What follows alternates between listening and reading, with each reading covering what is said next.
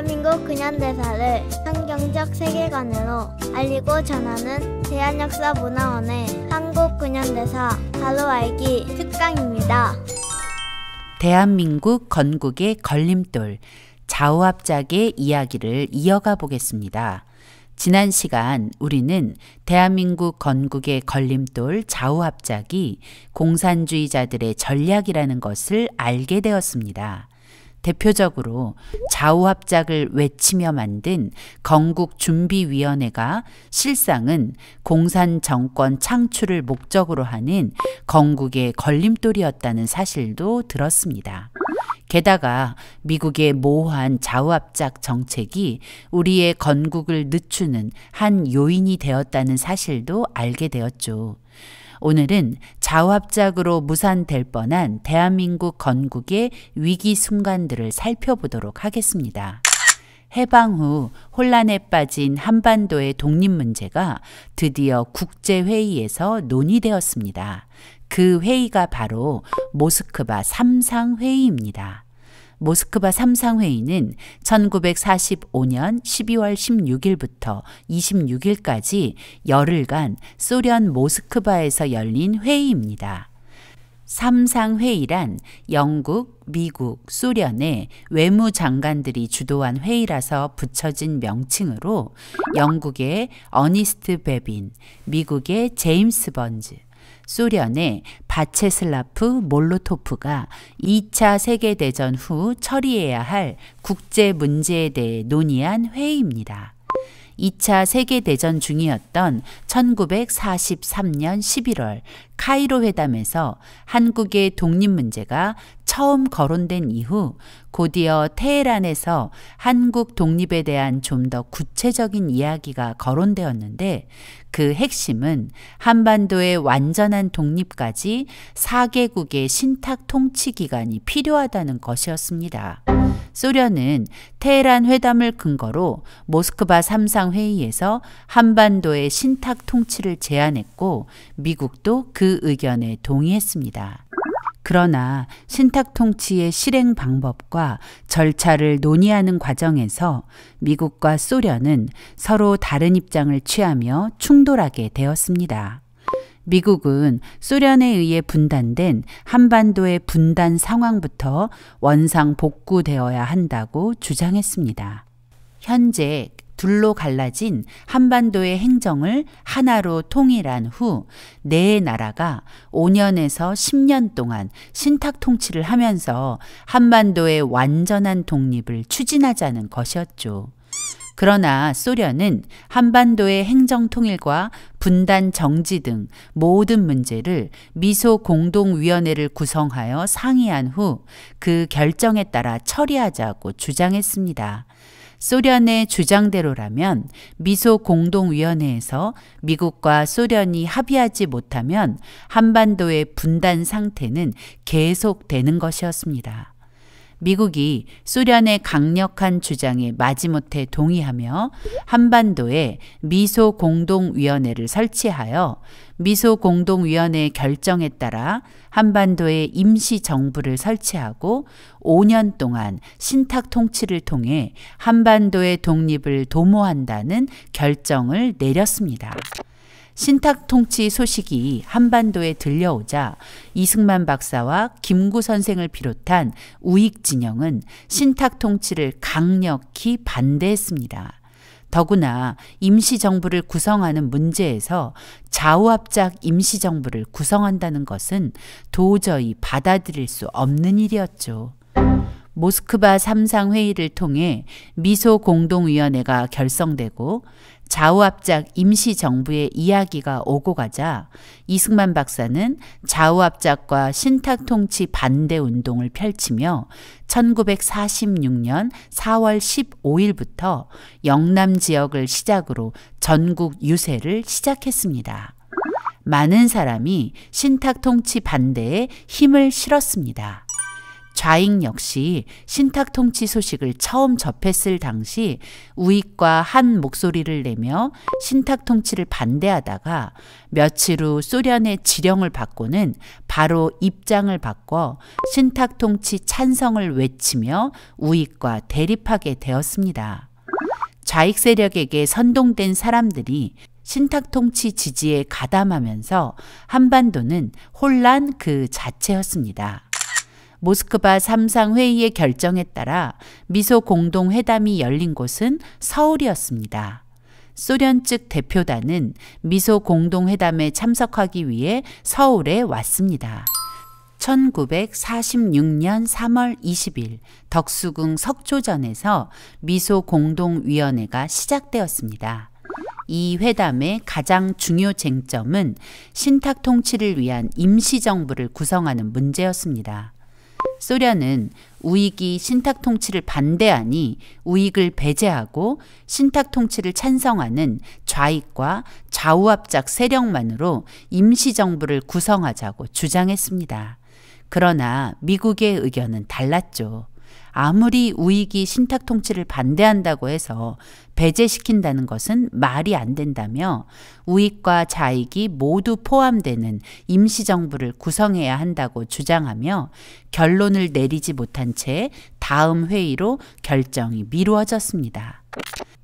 미소 공동회담이 한반도 공산화를 위한 소련의 공작임을 확신한 이승만 박사는 영남 지역 유세를 마치고 호남 지역 유세를 시작하면서 6월 3일 전라북도 정읍에서 자유민주주의 수호를 위한 결단, 정읍 발언을 하게 됩니다.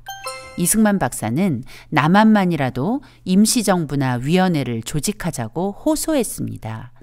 또 북조선 임시인민위원회에 대응하는 과도 정부를 세워 북한 지역에서 소련군, 공산군을 몰아내고 통일 정부를 구성해야 한다고 했습니다. 이미 북한은 소련에 의해 공산화가 끝난 상황에서 좌우합작 임시정부를 만든다는 것은 남한마저 소련의 재물이 되는 것이었고 북한을 소련의 소나기에서 건져낼 기회조차 잃는 것이었기 때문에 이승만 박사는 남한도 자유민주주의 체제의 정부를 구성한 후 북한을 구원해야 한다고 말하는 것입니다. 그러나 오늘 우리는 그 당시의 상황도 제대로 파악하지 않은 채 이승만 박사의 정읍 발언을 남북 분단의 원흉으로 오해하고 있습니다. 분명한 것은 남북 분단의 원흉은 소련과 그 추종 세력 김일성이었다는 것이 역사가 말하는 진실입니다. 소련의 속내가 한반도 공산화였기 때문에 미소 공동회담은 애초에 결론이 날 수 없는 회담이었습니다. 미국은 더 이상 미소 공동회담이 의미 없다는 것을 깨달았고 1947년 9월 17일 한국의 독립문제 해결을 유엔에 맡기기로 했습니다. 유엔은 미국의 요청을 받아들여 1947년 9월 23일 한반도의 독립 문제를 의제로 채택하였고 소련은 기다렸다는 듯이 미소 공동위원회 결렬을 선언했고 미소 공동회담은 그렇게 막을 내렸습니다.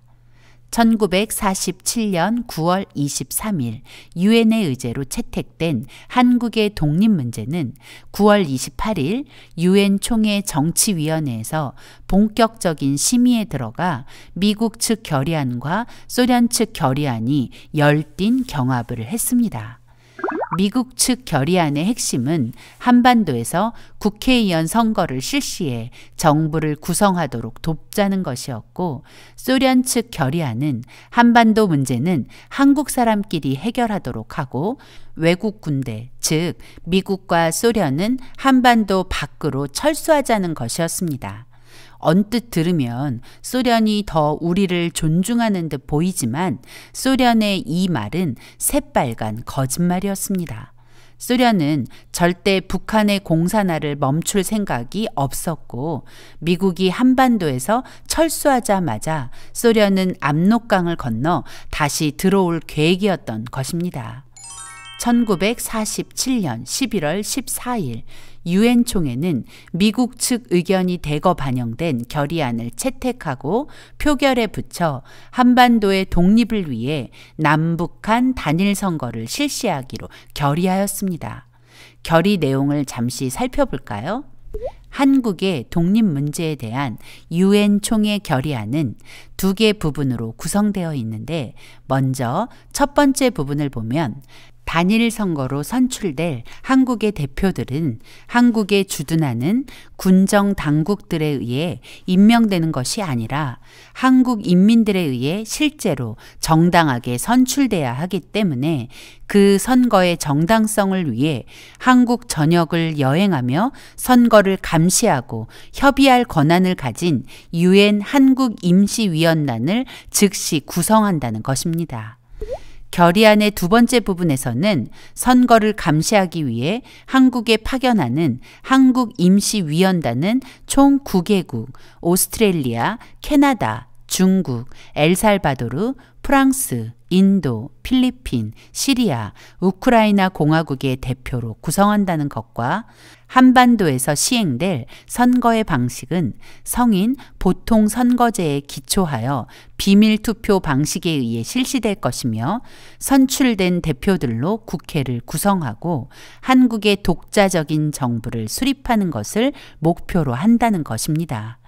또 선출될 대표들의 수는 각 선거구의 인구 비례로 선출한다는 것이며, 이 모든 선거는 한국임시위원단의 감시하에 실시되어야 한다는 것입니다.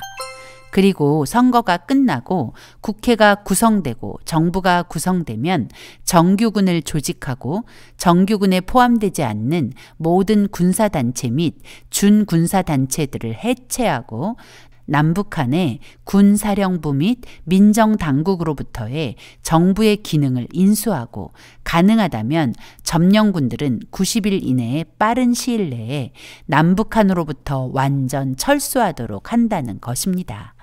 그리고 선거감시위원단은 자기들의 활동을 통해 내려진 결론들을 유엔 총회에 보고하고, 만약 문제가 있을 경우 남북 단일 선거에 관한 문제들을 유엔 소총회와 협의할 수 있다는 것이죠.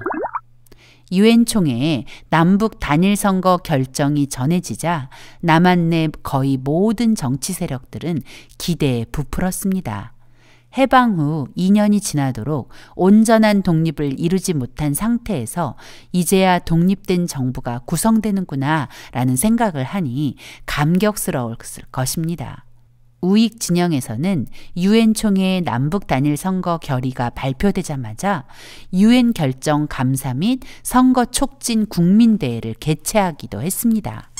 그러나 북한은 단일 선거 결사 반대를 외치며 유엔의 결정을 받아들일 수 없다며 반발했습니다. 그런데 남한에서도 심상치 않은 기류가 발생했습니다.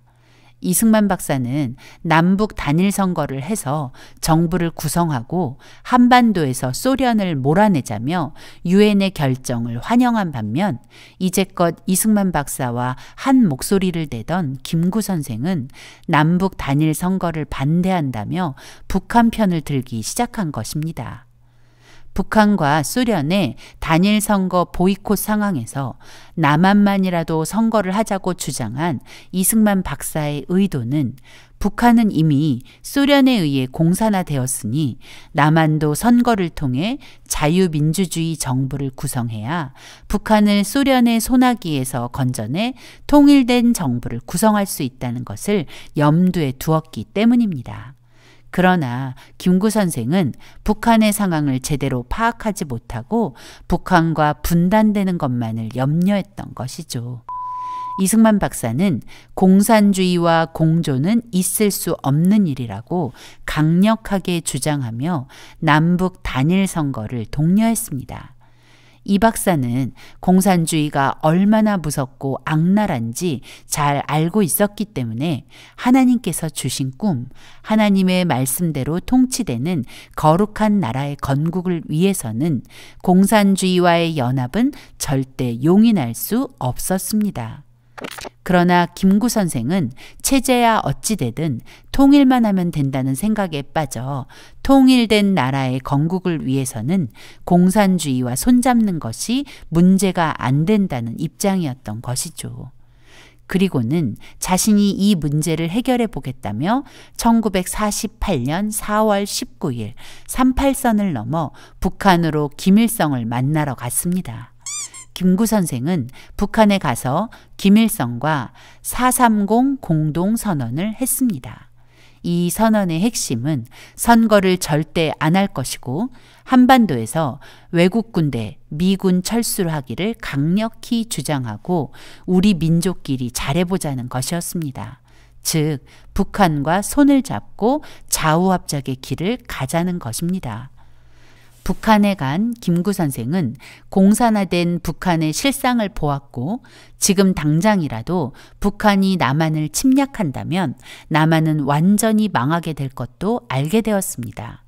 그러나 남한으로 돌아온 김구 선생은 북한의 실상에 대해 그리고 공산주의에 대해서도 그 어떤 말도 하지 않았습니다. 김구 선생은 한반도의 위험을 보았으면서도 그 위험을 경고하지 않은 무책임한 사람이었다는 것이 씁쓸한 팩트입니다. 김구 선생의 침묵은 언젠가는 반드시 재평가되어야 할 것입니다. 그러나 그런 일은 지금도 여전히 진행 중입니다. 2000년 6.15 공동선언이나 2007년 14 남북 정상선언은 절대 연합할 수 없는 적과의 연합이었습니다. 연방제 통일은 대한민국을 공산주의의 제물로 바치는 적화 통일이라는 것을 정말 저분들은 모르고 있었는지 묻고 싶습니다. 그리고 지난 정권의 판문점 선언 역시 김구 선생의 430 선언과 같은 적과의 연합, 적화 통일을 찬성하는 가짜 평화 협상이었다는 것을 잊지 말아야 합니다. 우리나라는 자칫 잘못하면 건국도 하기 전에 공산화되어 대한민국이라는 이름도 가지지 못할 뻔했습니다. 그 당시 상황으로 본다면 공산주의 나라가 되지 않은 것이 신기할 정도입니다. 이승만이라는 깨어있는 하나님의 사람이 공산주의와 연합하려는 좌우합작을 철저히 반대하며 막아선 결과 우리가 오늘 이 자유를 누리고 있다는 것에 감사해야 합니다. 대한민국 건국을 방해한 좌우합작은 그럴듯해 보이는 신기루에 불과했습니다. 그런데 지금도 좌우합작에 대한 삐뚤어진 기대감이 대한민국에 가득 차 있습니다. 우리는 과거 대한민국 건국 전 3년의 역사를 통해 절대 연합할 수 없는 적들과 연합하려는 모든 시도를 끊어내야 할 것입니다.